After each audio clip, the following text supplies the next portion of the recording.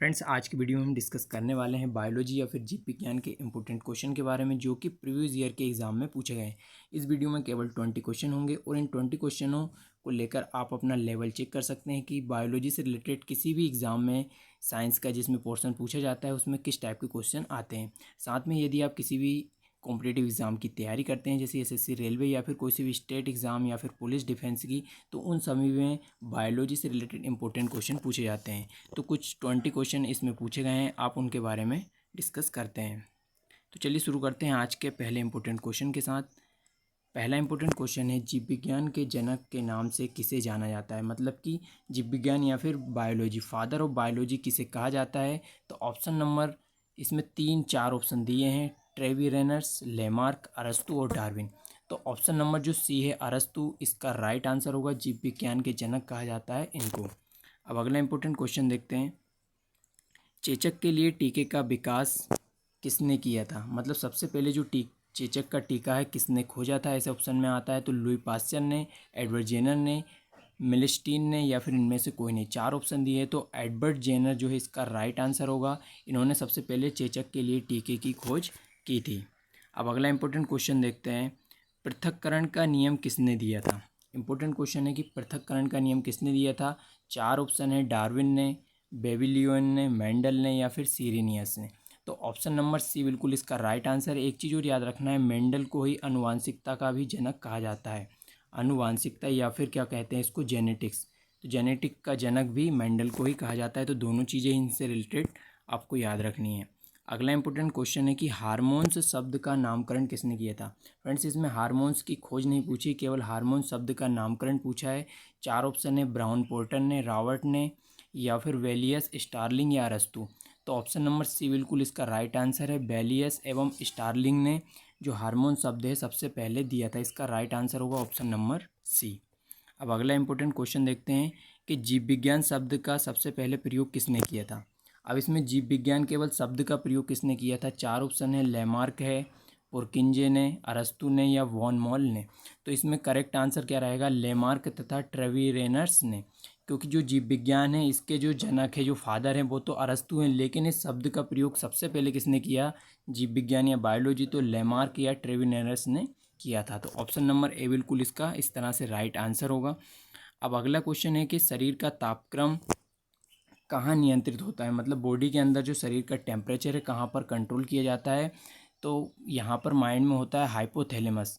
Hypothalamus के द्वारा ही क्या होता है, शरीर का जो तापक्रम है वो नियंत्रित या फिर कंट्रोल किया जाता है।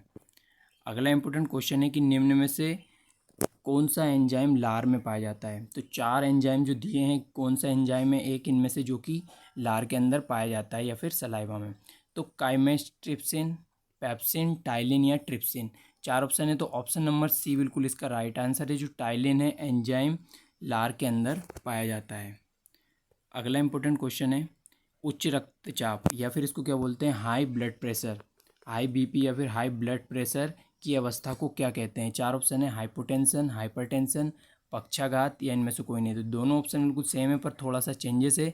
जो सेकंड नंबर का ऑप्शन है हाइपरटेंशन, ये बिल्कुल इसका राइट आंसर है। उच्च रक्तचाप या फिर हाई ब्लड प्रेशर की अवस्था को कहा जाता है हाइपरटेंशन। अगला इंपॉर्टेंट क्वेश्चन देखते हैं, वनस्पति संवर्धन से संबंधित विज्ञान की शाखा को क्या कहते हैं। वनस्पति संवर्धन से संबंधित विज्ञान की शाखा। तो 4 ऑप्शन है इसमें, फ्लोरिकल्चर, ये तो फूलों के लिए हो गया, हार्टिकल्चर है, ओलेरिकल्चर है और एग्रीकल्चर। एग्री ये कृषि के लिए होगा और ये हार्टिकल्चर इसका बिल्कुल राइट आंसर होगा। ये वनस्पति संवर्धन से संबंधित जो विज्ञान है उसका अध्ययन किया जाता है हार्टिकल्चर के अंदर। तो ऑप्शन नंबर बी बिल्कुल इसका राइट आंसर होगा। अब अगला इंपॉर्टेंट क्वेश्चन है कि अमीबा में भोजन का अंतर्ग्रहण किसके द्वारा होता है। मतलब जो अमीबा होता है वो अपना भोजन किस प्रकार से ग्रहण करता है, अंदर लेके जाता है भोजन। तो इसमें 4 ऑप्शन दिए, कूटपाद के द्वारा, सीलिया, गुदाद्वार या फिर कोशिका मुंह। तो इसमें होते हैं कूटपाद। अमीबा के अंदर कूटपाद होते हैं बॉडी में, उनके द्वारा ये क्या करता है, भोजन को अंदर की ओर लेके जाता है। तो ऑप्शन नंबर ए बिल्कुल इसका राइट आंसर होगा। अब अगला इंपॉर्टेंट क्वेश्चन है कि मछलियों में उत्सर्जी पदार्थ कौन सा होता है। मतलब जो उत्सर्जी पदार्थ के रूप में क्या रिलीज करती है मछलियाँ। तो 4 ऑप्शन है, यूरिक अम्ल है, यूरिया है, एमिनो अम्ल है या फिर अमोनिया है। तो चारों ऑप्शन में बिल्कुल राइट आंसर होगा। जो मछलियों का उत्सर्जी पदार्थ है वो है अमोनिया। क्योंकि इसके अलावा तीन और भी याद रखना है, यूरिक अम्ल। यूरिक अम्ल क्या करते हैं, जो पक्षी होते हैं वो उत्सर्जी पदार्थ के रूप में बाहर निकालते हैं यूरिक अम्ल। इसके अलावा जो उत्सर्जी पदार्थ यूरिया है ये मानव का है, और जो अमोनिया याद रखना है, अमोनिया किसका है, तो ये मछलियों का है। तो इस तरह से पूरे पॉइंट आपको याद रखने हैं। अगला इंपॉर्टेंट क्वेश्चन है कि शरीर की सबसे बड़ी ग्रंथि कौन सी है। तो शरीर की सबसे बड़ी जो ग्रंथि है वो है यकृत, या फिर इसको क्या कहा जाता है, लीवर भी इसी को कहते हैं। तो सबसे बड़ी जो ग्रंथि है बॉडी की वो कौन सी है, लीवर है। अगला इंपॉर्टेंट क्वेश्चन है, मनुष्य में ऐच्छिक गतियों का नियंत्रण किसके द्वारा होता है। मतलब जो ऑटोमेटिक जो गतियाँ होती है बॉडी के अंदर, उनको कौन कंट्रोल करता है बॉडी के अंदर। तो थायराइड है, सेरिब्रम है, सेरिवेलम है, या इनमें से कोई नहीं है। तो चार ऑप्शन है, तो ऑप्शन नंबर बी है जो सेरिब्रम, इसका बिल्कुल राइट आंसर होगा। अब अगला इंपॉर्टेंट क्वेश्चन देखते हैं, एक स्वस्थ मनुष्य का रक्तचाप कितना होता है। रक्तचाप या फिर इसको क्या बोलते हैं, ब्लड प्रेशर। तो इस तरह से एक स्वस्थ मनुष्य का जो रक्तचाप है या फिर इसको क्या बोलते हैं, बीपी, ब्लड प्रेशर कितना होता है। तो ऑप्शन चार दिए, 80-70, 120-80, 300-150, 130-180। तो ऑप्शन नंबर बी है बिल्कुल 120-80, या फिर इसको क्या लिखा जाता है, mmHg, इस टाइप से लिखा आएगा। तो 120-80 याद रखना है, स्वस्थ मनुष्य का ब्लड प्रेशर इतना होता है। अब अगला इम्पोर्टेंट क्वेश्चन है, ऊर्जा के उत्पादन के लिए कोशिकाएं प्रायः किसका उपयोग करती है। मतलब जो कोशिकाएं होती है वो ऊर्जा का उत्पादन करती हैं, तो वो किसके द्वारा करती हैं। तो चार ऑप्शन है, स्पाइनल कार्ड, ग्लूकोज, या फिर अमीनो अम्ल, या फिर वसा। तो ऑप्शन नंबर बी बिल्कुल राइट आंसर है, ग्लूकोज होता है, इसके द्वारा क्या करती है, जो कोशिकाएँ ऊर्जा का निर्माण करती हैं। तो ऑप्शन नंबर बी इसका राइट आंसर होगा। अगला इंपॉर्टेंट क्वेश्चन है कि सर्वप्रथम विषाणु की खोज किसने की थी। विषाणु या फिर क्या बोलते हैं इसको, वायरस। तो वायरस की खोज सबसे पहले किसने की थी। तो चार ऑप्शन दिए हैं, एडवर्ड जेनर ने, स्मिथ ने, इवानोवस्की ने, या फिर लिनियस। तो ऑप्शन नंबर सी इसका राइट आंसर है, इवानोवस्की ने सर्वप्रथम विषाणु या फिर वायरस की खोज की थी। अब अगला इंपॉर्टेंट क्वेश्चन है कि वनस्पति विज्ञान के जनक किसे कहा जाता है। वनस्पति विज्ञान के जनक या फिर इसको क्या कहा जाता है, बॉटनी। बॉटनी भी लिखा आ सकता है कि बॉटनी के जनक किसे कहा गया है। तो वनस्पति विज्ञान या फिर बॉटनी के जनक चार ऑप्शन दिए, अरस्तु, पुरकिंजे, थियोफ्रेस्टस और डार्विन।